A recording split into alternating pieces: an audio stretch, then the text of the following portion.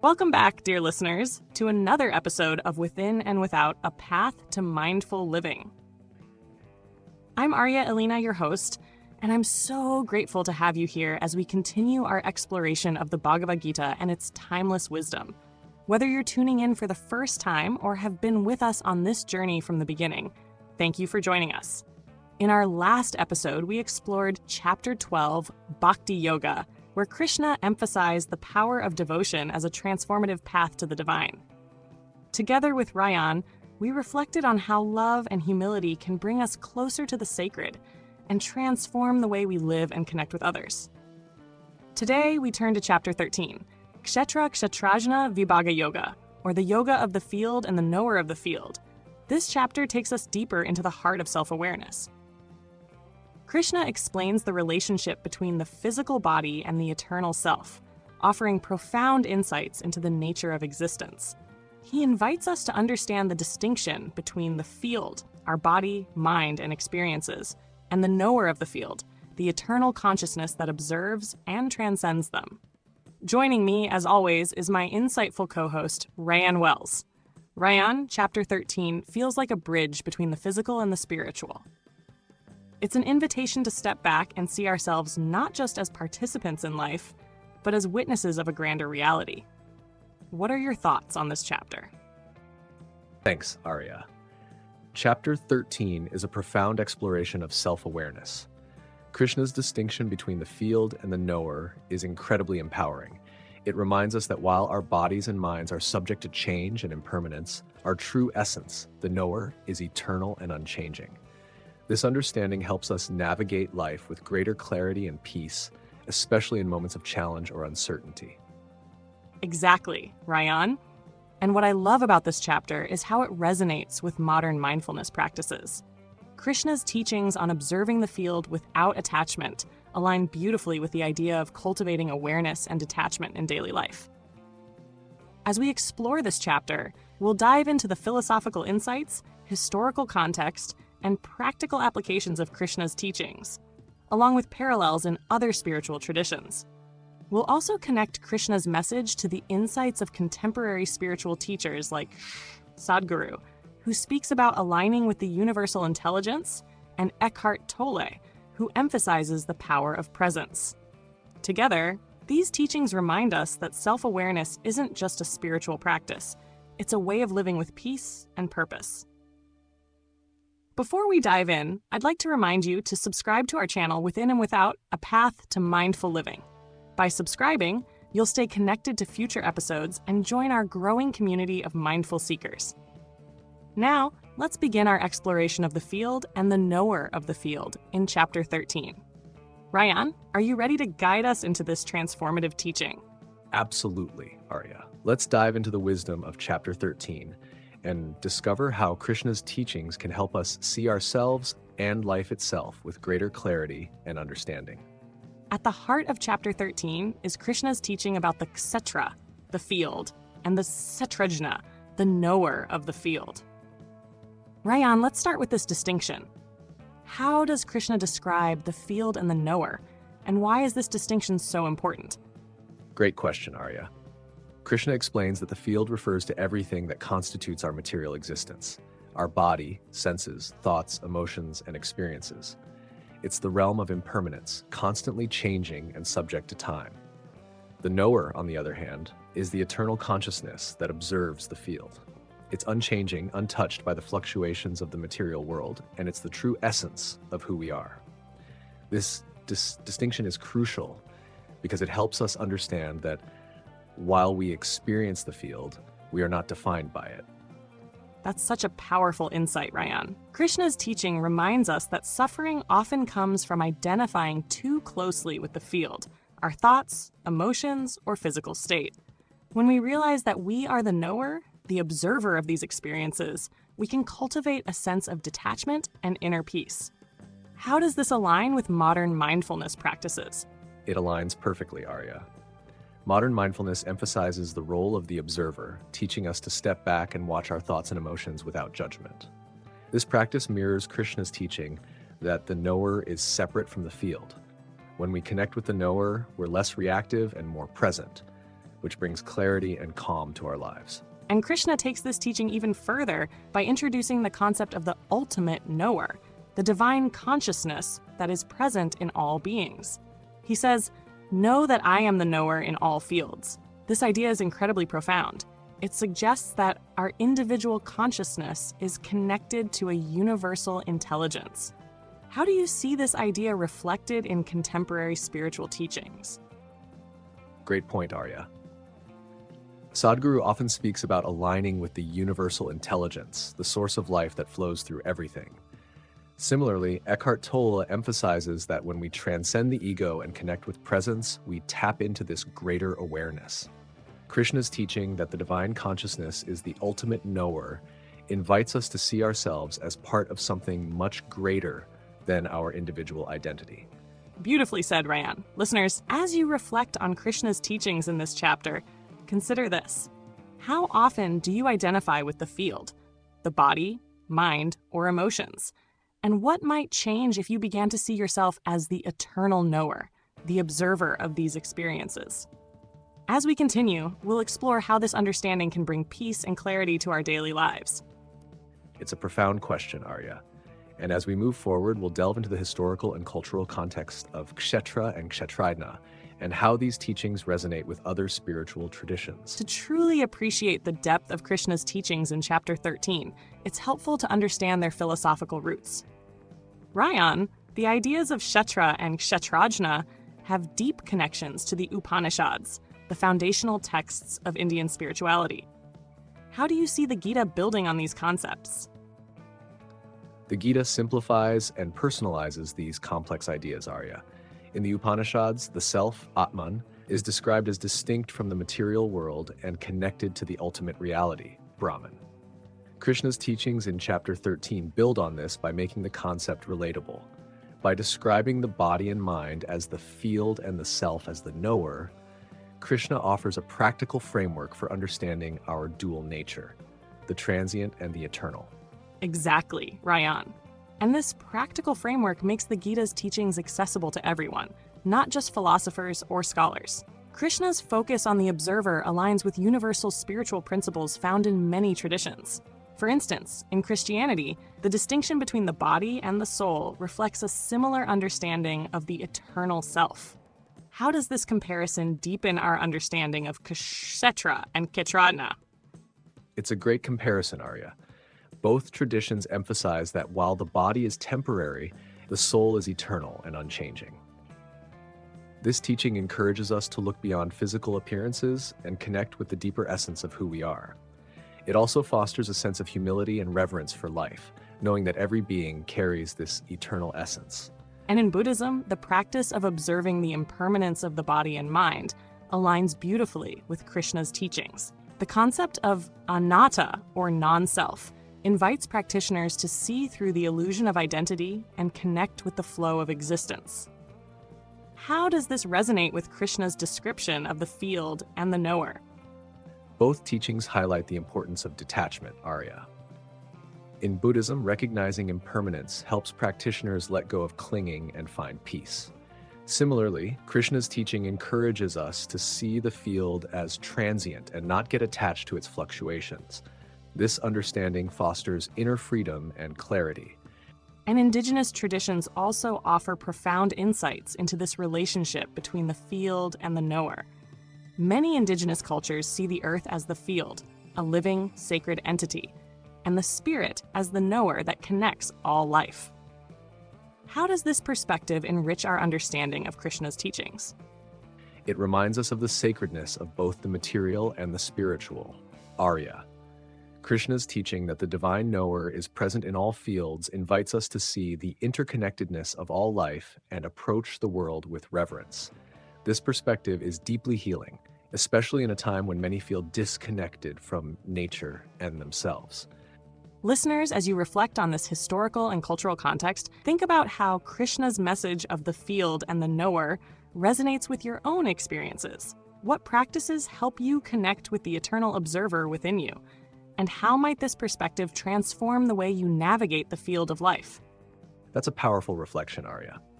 And as we move into the next segment, We'll explore practical ways to apply Krishna's teachings to cultivate mindfulness, detachment, and inner peace. Krishna's teachings on the field and the knower of the field are not just philosophical.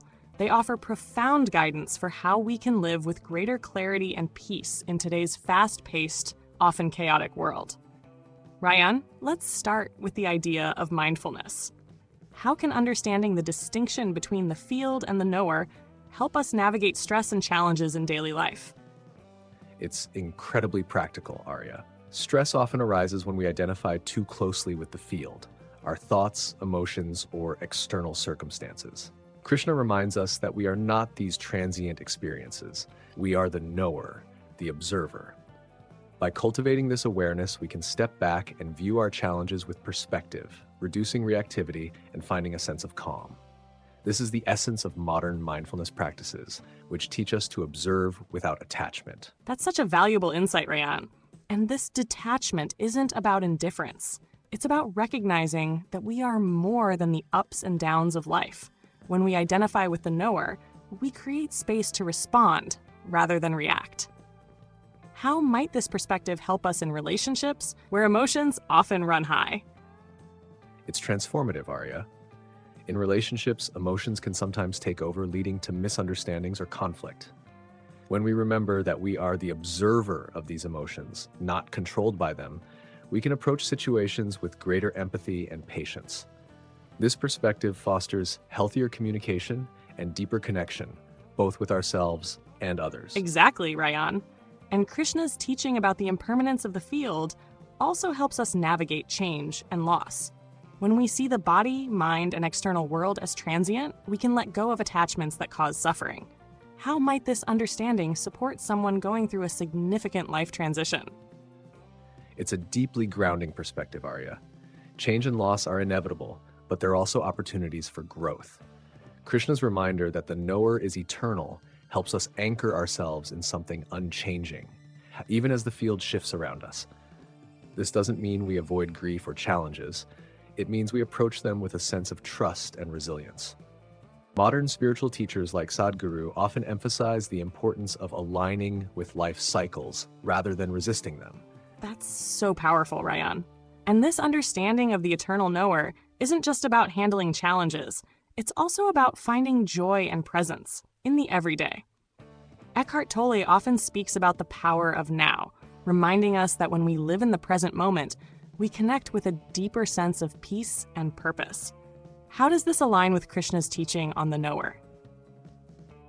It aligns perfectly, Arya. Krishna's teaching invites us to live from the perspective of the knower who exists beyond time. When we focus on the present moment, we're not caught up in regrets about the past or worries about the future. Instead, we're fully alive, fully aware, and fully connected to the divine consciousness that Krishna described. Beautifully said, Rayan. Listeners, as you reflect on these teachings, think about how often you identify with the field, your thoughts, emotions, or external circumstances. What might change if you began to see yourself as the knower, the eternal observer? How might this shift bring more clarity, peace, and joy into your life? It's a powerful question, Arya. And for those looking to practice this awareness, mindfulness exercises like observing your thoughts without judgment or focusing on your breath can be wonderful starting points. These practices help us step into the role of the observer, cultivating a sense of detachment and presence. Thank you, Rayan. Up next, I'll guide you through a short mindfulness exercise inspired by Krishna's teachings on the field and the knower. This practice will help you connect with your inner awareness and cultivate a sense of peace and clarity. Stay with us. Let's take a moment to connect with Krishna's teachings through a simple mindfulness exercise.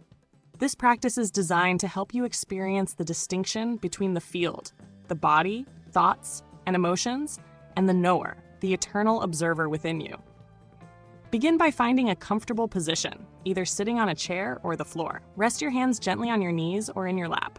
Close your eyes if you feel comfortable, and take a deep breath in and exhale slowly. Let's take a couple more deep breaths together. Inhale deeply and exhale slowly, releasing any tension in your body. Now bring your attention to your body. Notice any sensations you feel: warmth, coolness, tension, or relaxation. Simply observe these sensations without trying to change them. Recognize that these sensations are part of the field, the body, but they are not you. Next, shift your attention to your thoughts. Notice any thoughts passing through your mind, like clouds moving across the sky. Observe them without judgment, without attaching to them. These thoughts are part of the field, the mind, but they are not you. Finally, bring your awareness to the one who is observing, the silent presence within you. This is the knower, the unchanging witness of all that arises in the field. With each breath, feel yourself connecting more deeply to this observer, this eternal self that Krishna speaks of. Take one more deep breath in and slowly exhale. When you're ready, gently open your eyes and return to the present moment. Notice how you feel, perhaps a little more grounded, a little more aware, or a little more connected to the knower within you. Remember, this practice is something you can return to anytime you want to cultivate clarity and peace. Thank you for joining me in this exercise. Up next, Rayan and I will explore how Krishna's teachings resonate across spiritual traditions and offer universal insights into self-awareness. Krishna's teachings in chapter 13, particularly the distinction between the field and the knower, resonate across spiritual traditions around the world. These teachings invite us to reflect on the nature of existence and the eternal self. Rayan, where do you see parallels to Krishna's ideas in other traditions? There are so many connections, Arya. In Christianity, for instance, there's a clear distinction between the physical body and the eternal soul. In the Bible, Jesus often speaks about the impermanence of the material world, reminding his followers to focus on their spiritual essence. This aligns with Krishna's teaching that the body and mind are part of the transient field, while the soul, the knower, is eternal and unchanging. That's such a powerful parallel, Rayan. And in Buddhism, the concept of anatta, or non-self, reflects a similar understanding. Buddhism teaches that the body, thoughts, and emotions are impermanent and do not constitute the self. Instead, mindfulness practices help practitioners observe these phenomena without attachment. How does this resonate with Krishna's teachings? It's deeply aligned, Arya. Both Krishna's teachings and Buddhist mindfulness emphasize the importance of observing the impermanent aspects of life without identifying with them. By recognizing that we are not the body or the mind, we can cultivate inner peace and freedom. This perspective dissolves the ego and connects us with a greater sense of presence and awareness. Exactly, Rayan. And indigenous traditions also offer profound insights into the relationship between the field and the knower. Many Native American spiritual practices, for example, see the earth as a living, sacred entity, the field, and the spirit as the eternal essence that connects all life. This view emphasizes the interconnectedness of all beings and the sacred responsibility we have to honor and care for the earth. How does this enrich our understanding of Kshetra and Ksetrajna? It's a beautiful reminder, Arya, that the field is not something to reject or escape. It's something to honor and understand. Krishna's teaching that the divine knower resides in all fields invites us to see the sacred in everything, from the natural world to our own experiences. This perspective fosters a deep sense of reverence and responsibility for the world around us. And in Islam, the idea of surrendering to the will of Allah reflects a similar trust in the eternal knower. Sufi mystics like Rumi often describe the self as a reflection of the divine, encouraging a focus on inner awareness and unity with the greater whole. How do you see this connection to Krishna's teaching? It's profound, Arya. Both Krishna and Rumi emphasize the importance of transcending the ego and aligning with the divine presence.